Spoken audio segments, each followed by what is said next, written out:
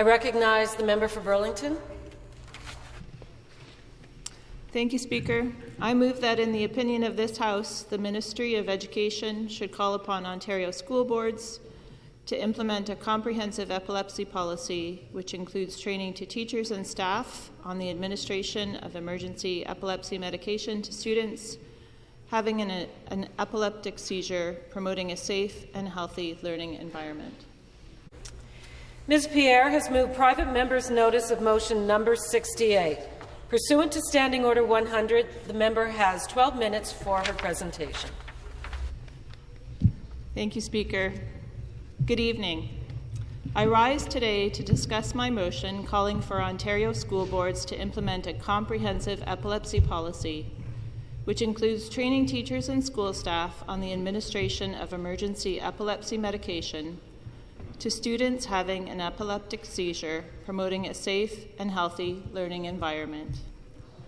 Before I begin my remarks, I would like to welcome Monica Diaz-Greco and Daniel Greco, who are here today in the Members Gallery, along with board members from Epilepsy Toronto and representatives from the Hospital for Sick Children. It is because of their hard work and dedication that I rise to speak about this. I'd also like to thank Minister Michael Ford's office for bringing this important issue forward. Earlier this year, I had the honor of meeting Monica and Daniel and speaking with them about their lovely daughter, Emma. In 2017, after many tests and trips to sick kids, Emma was diagnosed with epilepsy. Emma is now 9 years old and is attending school, just like other children her age. However, unlike most students in her class, Emma carries emergency epilepsy medication in her backpack. The dose in Emma's backpack is available and can be accessed during the after-school program. There is a separate supply of her medication that's kept in the school office for use, if needed, during regular school hours. Should Emma ever experience a seizure during class, Emma's teacher would call down to the school office and have an administrator, either a principal or a vice principal if the school had a vice principal, and have them retrieve the medication from the office, bring it to Emma's classroom, and the principal would administer the emergency medication. Earlier this year, Emma's grade 3 class was going on a field trip to a local conservation area. Emma's paperwork and safety plan were signed and submitted well in advance of the trip. The night before the school trip, late in the evening, Emma's parents, Monica and Daniel, were called by the school principal. They were told that Emma's teacher was not comfortable with Emma participating in the field trip because the teacher was uncomfortable with the possibility of having to administer emergency epilepsy medication. Speaker, this is indeed unfortunate because students should be able to attend field trips and take part in all school activities if it is within their capacity. Fortunately, Monica and Daniel spoke up and insisted that the principal find a way for Emma to attend the class trip. And ultimately, the school was able to find an educational assistant that was trained on how to administer the emergency medication and who was willing to accompany Emma on the school trip. Could you imagine the feeling of disappointment that Emma or any child would feel if they weren't allowed to go on a school trip with their friends and classmates? The feeling of missing out on an educational experience, not being able to contribute to class discussions regarding the field trip, not to mention the feeling of being different, the hurt, the frustration, and that's on top of the stigma already associated with having epilepsy. Speaker, I would not want to be in the position of a parent who would have to tell their child that they can't attend a school trip with their friends out of fear that no one would be able to help them if they were to have a seizure.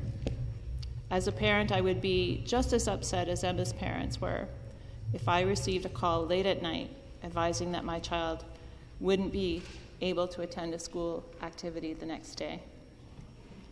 Emma had been held back because of a condition she has no power over.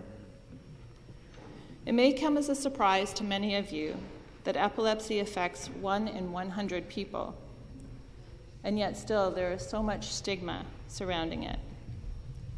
The best way to destigmatize a subject and to bring awareness to it is to be educated.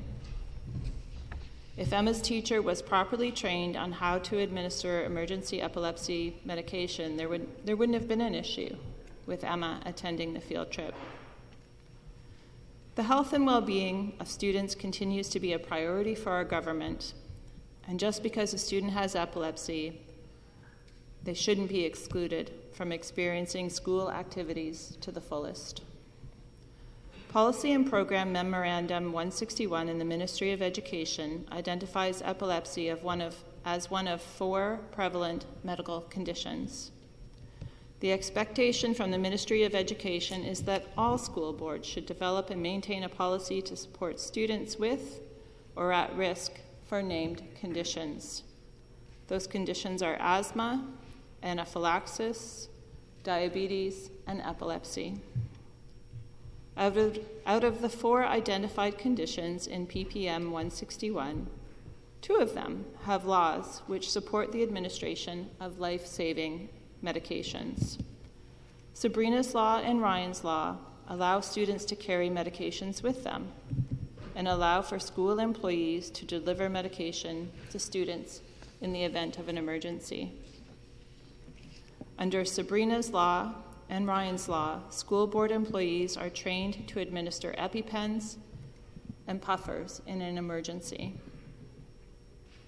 Unfortunately, Speaker, training came too late for Ryan and for Sabrina, but we will not allow that to happen to Emma or any other child in school that lives with epilepsy. Unlike students who need a puffer or an EpiPen, Emma is not permitted to carry her medication with her. Her epilepsy medication is in the office. If she or any other student with epilepsy were to have a seizure, once again, the teacher has to call the office and wait for a principal or a vice principal, if there is one at that school, to come and administer the medication. Now, could you imagine what could happen to a child if an administrator was not available or not available in time? What could happen to a child if they didn't receive their medication on time, or if they had to wait for an ambulance because there was no administrator available? Irreversible damage, Speaker, or in more extreme cases, loss of life. Speaker, we can prevent loss. We do not and should not have to wait for a student to die to train staff and train teachers on how to administer emergency medication. I want to go back briefly to Emma's field trip. Another reason that was given for Emma not to attend the trip was because emergency services would not be able to get to Emma fast enough if she were to have a seizure. That would have also been true for any other student with another prevalent condition like asthma or severe allergies. However, because all school board staff, including teachers, are trained to administer these medications, those students are allowed and permitted to attend the school field trips. Unlike an EpiPen, administering medication to a student having a seizure is non-invasive. It's simply a small, dissolvable tablet or pill that is inserted inside the cheek, and there is no risk of an overdose with standard medications. The worst that could happen with the medication is the student would be sleepy. Personally, I would much rather a student feel drowsy than have them rushed to a hospital because there wasn't someone available to give them the medication they needed. Speaker, epilepsy is a prevalent medical condition outlined in PPM 161, and our school boards need to make sure that our students are safe. Parents should feel confident when they send their children to school. Monica and Daniel have done the right things. They've made sure that Emma has a safety plan in place at school with instructions. However, if a teacher or staff member is not comfortable administering emergency medication because they haven't received training, then a child's life could be in danger. School boards need a comprehensive plan to train and educate staff on the signs of epilepsy and how to administer epilepsy medication to a student or even a colleague who may have epilepsy, because Speaker, 1 in 100 Canadians have epilepsy, and that is a staggering number. Epilepsy is a condition that is characterized by recurring seizures, with most new cases occurring in young children. That's why it's so important for school boards to train their staff and to have a comprehensive plan that is actionable, so that in the event a student has a seizure, any staff member, a teacher, a principal, custodian, or office staff member can administer emergency medication to a student with confidence. This confidence could have positive impacts on the mental health and well-being of both teachers and students, empowering them with the knowledge to prevent unnecessary harm that may occur if a student doesn't receive the medication they need. Students have a right to enjoy a school year filled with field trips, school activities, and experiences.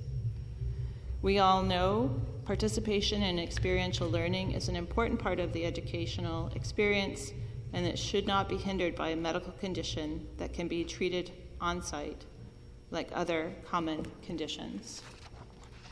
The health and well-being of students in Ontario is a priority, and it is essential that students, parents, teachers, and staff are confident in their ability to keep children safe so they can learn and enjoy school, knowing they are safe and supported in their school environment. Thank you.